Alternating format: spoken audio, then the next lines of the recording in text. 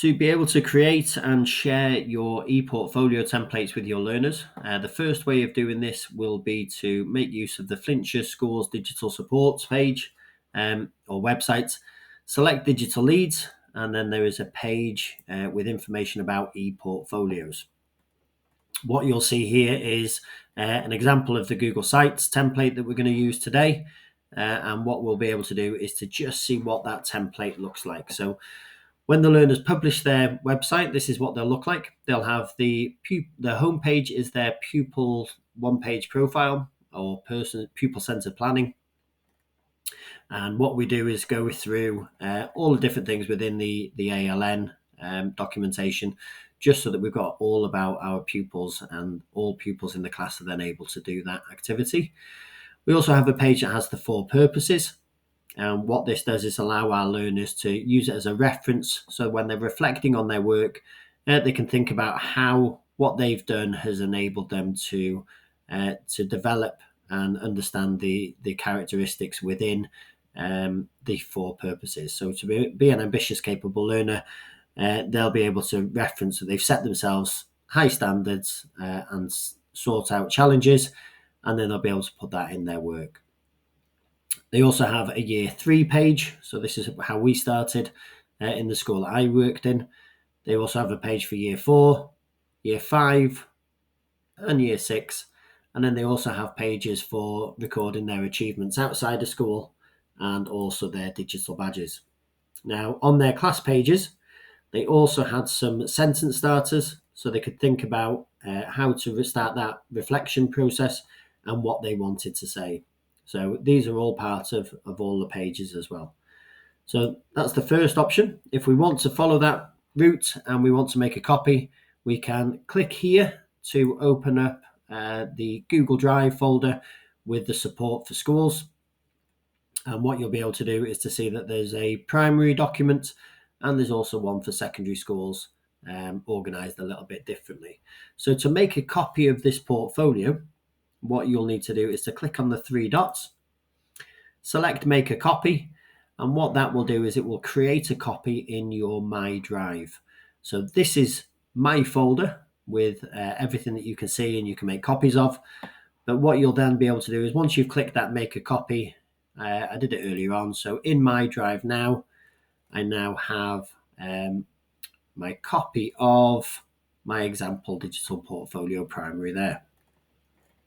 So the next step in doing this is to create a new folder. So I'm going to select New, I'm going to select Folder, and I'm going to call this folder ePortfolios.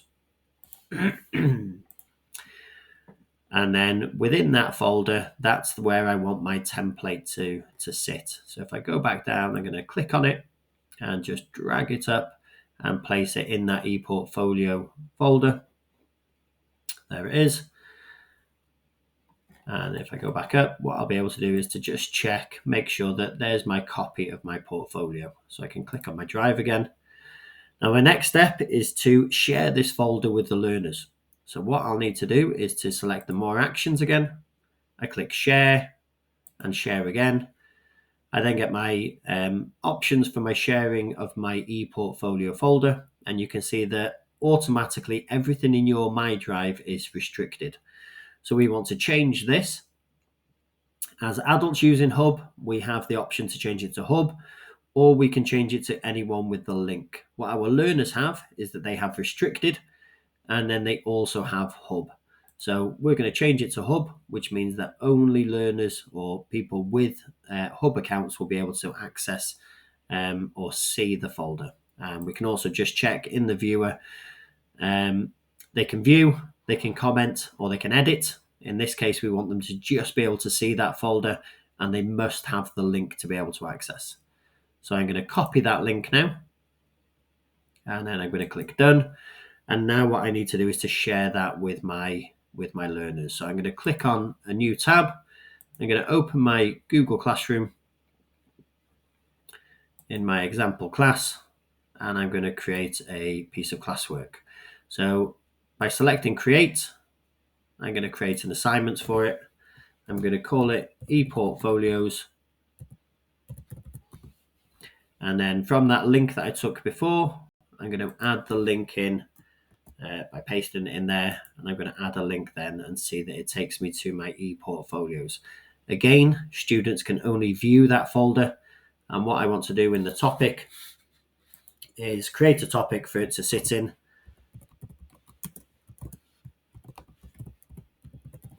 And what I've always done is made use of the topics, and I use the 6 AOLEs. What that also lets me do is, because I use the DCF tracker, where I'm selecting the activity or the AOLE area, I can then cross-reference the activity and find it quite easily within my Google Classrooms under those 6 AOLEs. I can then assign that to the pupils. So that's the way that you can create and share the template if you're using the template that we've got within our Google Drive. So if I go into my ePortfolios, I can open this up and I can edit it so that it hasn't got the Flintshire logo in the background.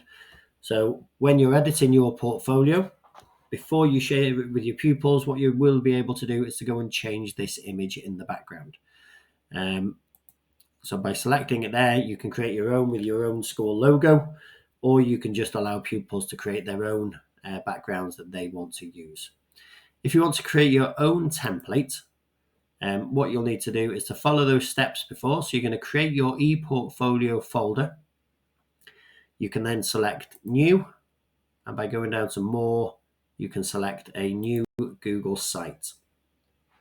So if we select Create and Share, what we then get is a blank template, and we're now going to use Google Sites to create our template. So we ask the pupils to add their name. We can then use the content blocks for them to write all about me. And then we can add as many content blocks as we need for what we want the pupils to be able to add on their home pages. So you are able to move these around. You can reorder them, you can edit, and it's quite handy to let pupils understand how they can access and organize their work as well. So because this is the template, what we want to do is to make sure that it's got everything that our pupils are going to need in those initial stages whilst they're learning how to make use of Google Sites. So in the Pages page then, we can add additional pages. So we had the 4 purposes before. We can also add our year groups so that each pupil is able to go in, and when they're in year 3, they add all their work and curate it in year 3. And then they do the same for 4, 5, and 6. Now, if you add any information that you want on that year 3 page and think it's going to be useful in the year 4, rather than create a new page, what you can do is to just duplicate that year 3 page, and it will make an exact copy of that page. So you can see here we're on the year 4, so we'll need to change that to year 4 as well.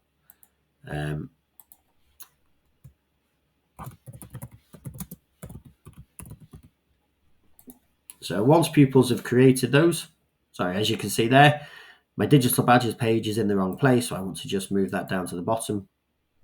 But what we can do then is support our learners in being able to add work to their portfolios. So in the insert, they can add a text box where they are just simply adding text. They can add images. They can add directly from their Google Drive. Or if they're making use of Flip or Adobe, they are also able to embed their work into it using the links that they've got from those other applications as well. So it's entirely up to you how you make use of your Google Sites. You can either use the template that we've created for you from Flintshire, or you can create your own and then share that through your Google Classrooms with your learners. Good luck.